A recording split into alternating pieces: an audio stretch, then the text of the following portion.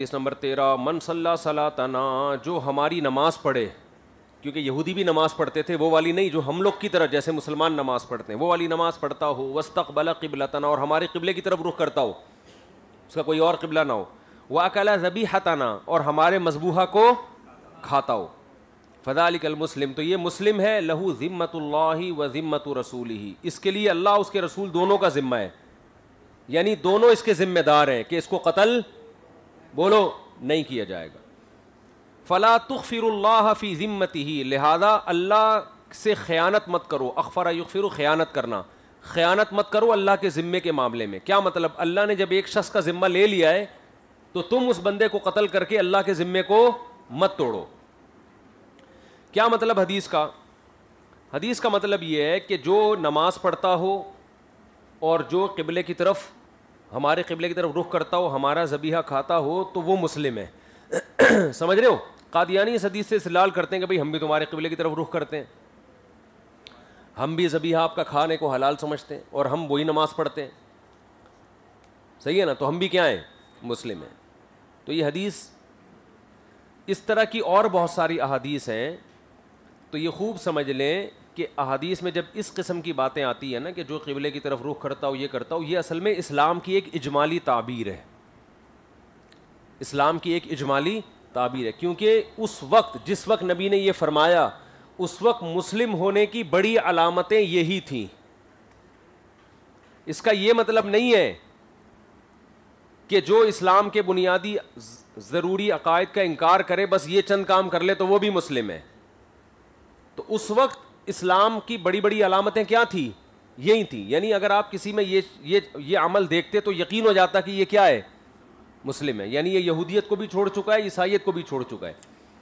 تو اور بھی اس طرح کی احادیث آ رہی ہیں، جو یہ کام کر لے وہ مسلم ہے، جو یہ کام کر لے وہ مسلم ہے، حالانکہ اس کے علاوہ بھی ہیں. تو وہ سب اصل میں اجمالی تعبیرات ہوتی ہیں کہ اس وقت اسلام انہی چیزوں سے پتہ چلتا تھا کہ یہ غیر مسلم نہیں ہے بلکہ کیا یہ مسلم ہے. کیونکہ ختم نبوت کے انکار کا تو تصور نہیں تھا نا اس وقت، نہ ختم نبوت کے انکار کا مسئلہ تھا، نہ زکوٰۃ کے انکار کا. حضرت ابو بکر کے بعد زکوٰۃ کے منکرین پیدا ہوئے. پھر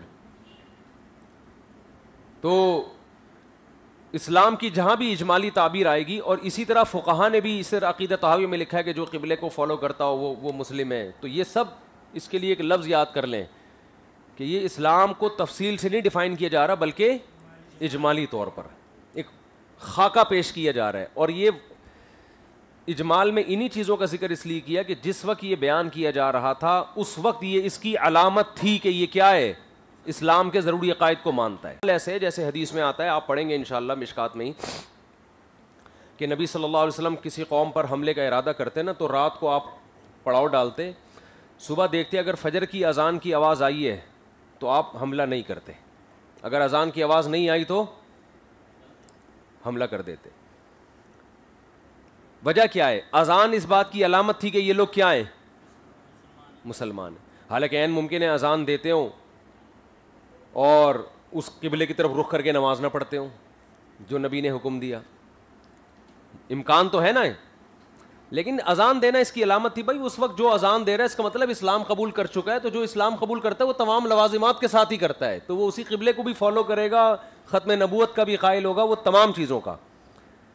تو اب اگر کوئی کہے نبی تو صرف اذان دیکھ کے حکم دیتے تھے کہ حملہ نہیں کرنا ہے، اور آج تو مثال کے طور پر ہندوستان پہ پاکستان حملہ کرے اور وہاں ہندو اذان دینا شروع کر دیں مندروں میں، اور یہ حدیث پیش کریں کہ نبی نے تو حکم دیا جہاں اذان ہو رہی ہے حملہ نہیں کر سکتے، تو یہ حدیث سے استدلال ان کا غلط ہوگا. ہم کہیں گے اذان یہ علامت تھی کہ یہ پراپر مسلم ہو چکے ہیں. تو جہاں یعنی جن شاعر سے یہ پتہ چل رہا ہو کہ یہ پراپر اسلام قبول کر چکا ہے، تو اس کا مطلب یہی ہوتا ہے کہ تمام لوازمات کے ساتھ. تو جو اس قبلے کو فالو کرتا ہے، جو نبی والی نماز پڑھتا ہے، وہ ختم نبوت کا قائل بھی ہوتا ہے. اگر وہ نہیں ہوگا تو یہ نماز اس کو فائدہ نہیں پہنچائے گی. تو یہ بہت اچھا لفظ ہے، یہ یاد کر لیں کہ اسلام کی اجمالی تعبیرات ہوتی ہیں احادیث میں. تو یہ کل اسلام بیان نہیں کیا اس میں. آگے چلو بھائی، حدیث نمبر 14. کیا بول رہا ہے؟ ہاں تو جو نبوت کے جھوٹے دعوے تھے مسیلمہ کذاب، تو اس کے خلاف صحابہ نے لڑے نا، حالانکہ وہ تو اسی قبلے کو فالو کر رہا تھا جو نبی، یہ تو ہمارے دعوے کی اور مضبوط دلیل ہو گئی. مسیلمہ کذاب نے تو نبوت کا جھوٹا دعویٰ کیا، تو صحابہ نے اس بیس پر اس سے لڑے ہیں، قتل کیا اس کو. ہاں اس بیس پہ صحابہ نے اس سے لڑائی کی ہے. اس کو نہیں دیکھا کہ نماز پڑھ رہا ہے یا ہمارے قبلے کو فالو کر رہا ہے، اس لیے کہ یہ بھی ضرورت ہے اسلام میں سے. چلو بھائی.